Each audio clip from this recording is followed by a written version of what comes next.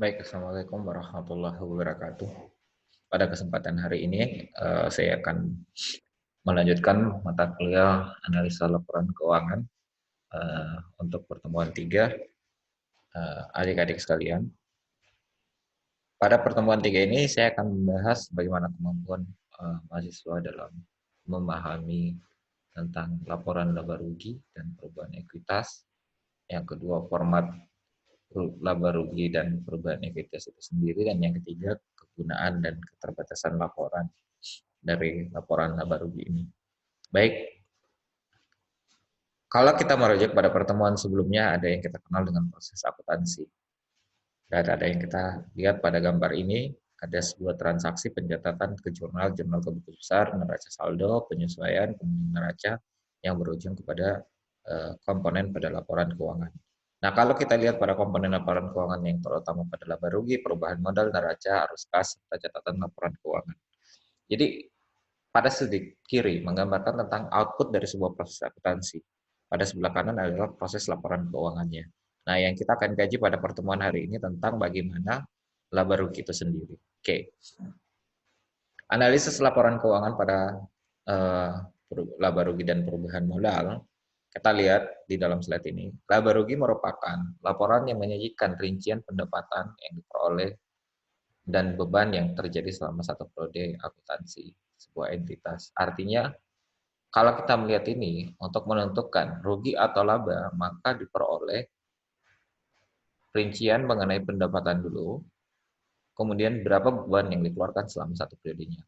Itu artinya, pendapatan dikurang beban menghasilkan rugi atau laba.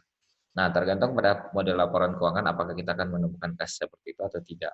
Kalau kita melihat nanti berapa sampel tentang laporan keuangan, ya. Kemudian perubahan modal.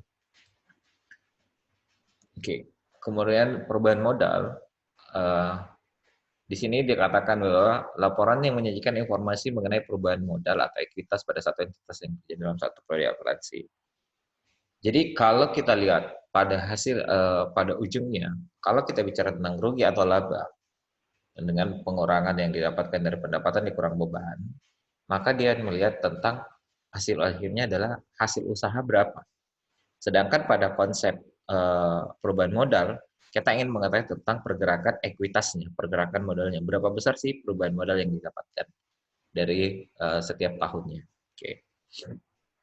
Tentunya format dari laporan keuangan mengenai laba rugi ini dapat dilihat seperti ini. Ini ada satu contoh tentang income statement di mana ada revenue dan expense dan ada net income.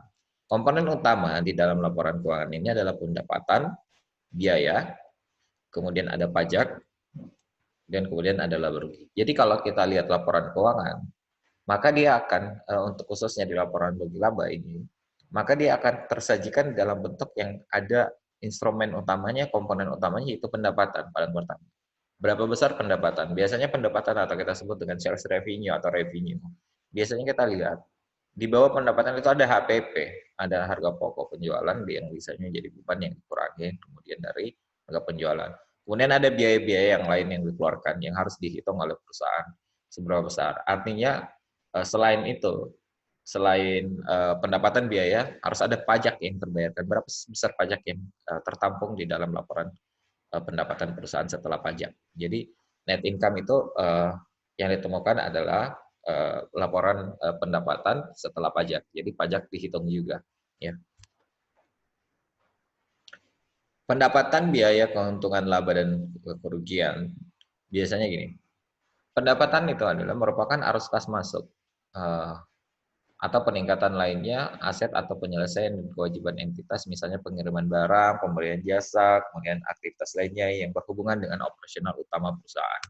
Sedangkan biaya adalah arus kas keluar atau aset atau penggunaan lainnya atas aset atau kejadian kewajiban entitas, misalnya pengiriman barang, pembelian barang jasa, kemudian aktivitas lainnya yang berhubungan dengan operasional utama perusahaan. Nah, jadi kalau pendapatan itu arus kas masuk, sedangkan arus kas keluar itu adalah biaya.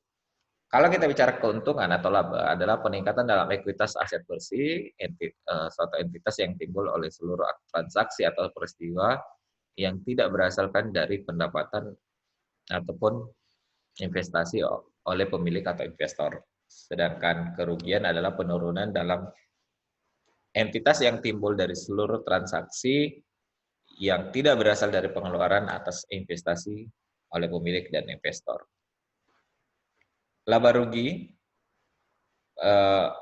untuk komponen ini terlihat bahwa di dalam gambaran laba rugi kita kenal ada yang namanya menyajikan ukuran keberhasilan operasional entitas. Yang bisa kita tulis seperti gambar yang ditujukan bahwa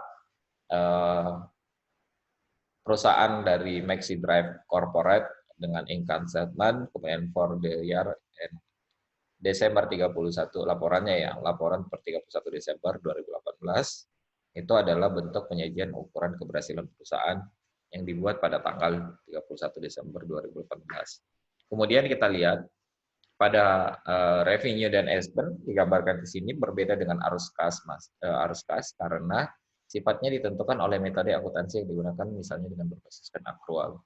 Jadi dia sifatnya adalah yang masuk berapa, yang keluar berapa. Kemudian net income adalah ukuran kinerja manajemen dalam menghasilkan profit. Jadi profit itu diukur dari net income-nya, berapa besar profit yang dihasilkan perusahaan setelah pendapatan dikurang biaya. Ya. Nah, di laba rugi juga ini terlihat keterbatasannya bahwa pos-pos yang tidak diukur secara akurat tidak dilaporkan, kemudian laba rugi ini dipengaruhi oleh metode akuntansi yang digunakan, kemudian rugi laba juga dipengaruhi oleh faktor estimasi yang melibatkan pertimbangan subjektif dari manajemen. Jadi keterbatasan dari laba rugi ini ada pada pos-pos yang tidak diukur, kemudian ada pada metode, dan kemudian ada pada faktor estimasi yang sifatnya subjektif. Pada laba rugi ini, pengukuran atas komponennya dilihat pada sales revenue adalah pendapatan dalam laporan ini diakui jika telah dihasilkan atau telah terjadi melalui penyelesaian secara substansial atas aktivitas yang terlibat di dalam pembentukan pendapatan. Artinya, setelah kita menghitung semua pekerjaan ini, barulah bisa diakui tentang sales revenue-nya. Sedangkan biaya adalah pengeluaran lain yang tidak dapat diakui secara beban atau periode yang berjalan. Jadi biaya-biaya itu adalah pengeluaran yang tidak diakui ketika dia masih dalam periode berjalan. Nanti diakumulasikan ke dalam sini baru diturunkan ke dalam biaya bebannya. Nah, pada format laporan keuangan terutama pada perubahan modal, ini bisa terjadi. Kalau kita melihat komponennya, komponen utamanya adalah laba ditahan di awal periode akuntansi, kemudian laba bersih periode akuntansi selama periode akuntansi, kemudian ada privat atau laba dibagi atau dividen, dan yang terakhir adalah laba ditahan di akhir periode.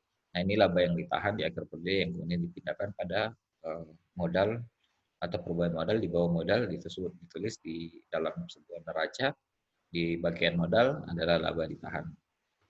Oke, komponen utama dalam laporan perubahan modal kita kenal ada modal dan laba ditahan di awal. Kemudian apa sih itu modal ditahan? Rata-rata kita menyatakan seperti ini.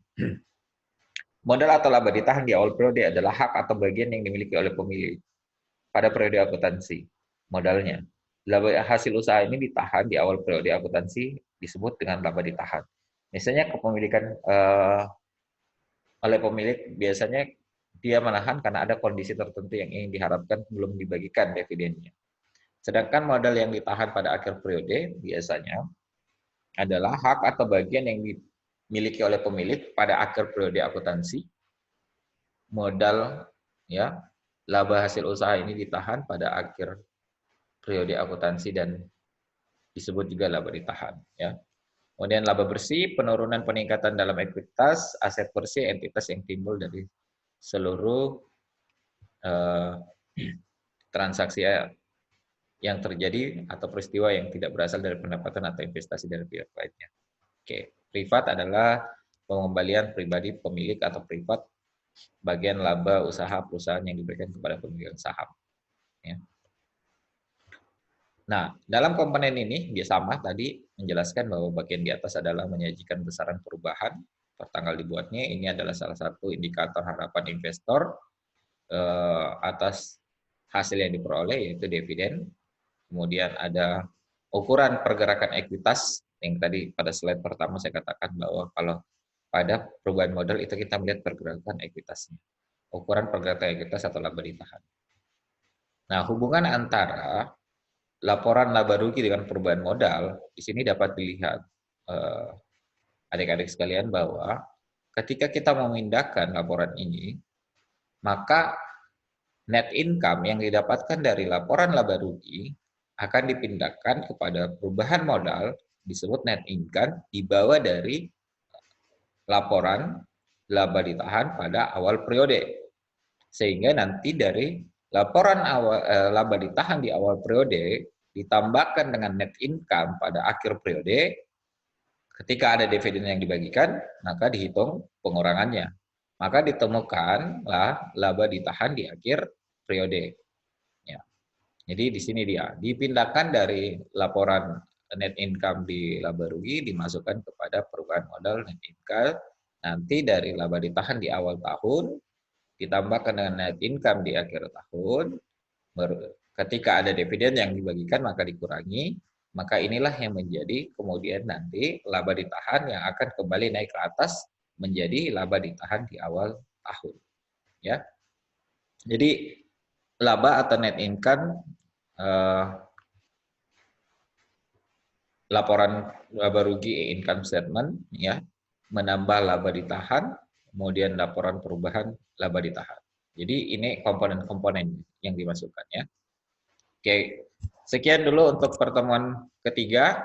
Kalau ada yang ingin ditanya jawab, silakan di komen di bawah, komen dan jangan lupa like video ini, kemudian berikan pertanyaan-pertanyaan, nanti kita akan tanya jawab melalui media YouTube ini. Terima kasih.